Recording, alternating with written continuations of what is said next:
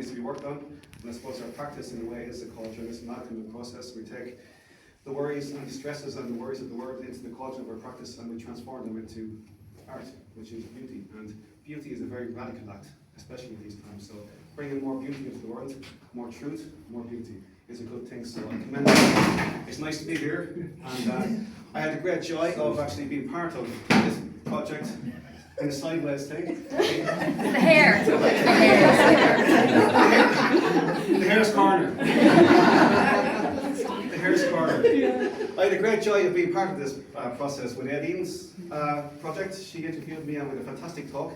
We had some fantastic talks, and there's a beautiful book came out of it, like, and all this artist stuff from as well, you know.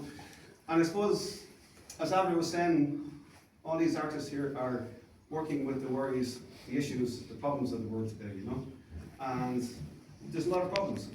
But I think myself, the more I feel into it, all our problems kind of stand for one problem really, and that's the idea, this strange creed that kind of arose about 500 years ago and has been gaining momentum ever since, that we are somehow separate from each other, separate from the world, separate from the land.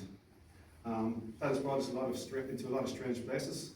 It has made us see ourselves as separate and singular, and a world that cuts itself off from other worlds withers and dies. So it's time we need to start unweaving ourselves in that creed and weaving ourselves back into the other worlds to which we share this beautiful world, you know? And because lands are like, the earth is not other, the earth is self, you know? And we have in our native language, the word for a people, or a tribe of people is Tuatha, as in Tuatha Danann, the tribe of Danu. And the name for the place where they lived, their tribal land, is also Tuatha. So in our own native consciousness, the idea that the people and the place where they live are separate just didn't even come into the equation, you know. And I come from a place in North Kenny that was anciently called my Orif, the plain of Orif. All my people are from there on both sides, as far back as we can remember, probably as far back as the time my ancestors put megalithic tombs on the hills surrounding the valley. That's a long time. That's a long time. So, Isam Dum, my Orif. Mallards swim in the still ponds of my eyes. A hare bounds across my bosom. A hawk's shadow darkens my skin. Snipe flash in every direction.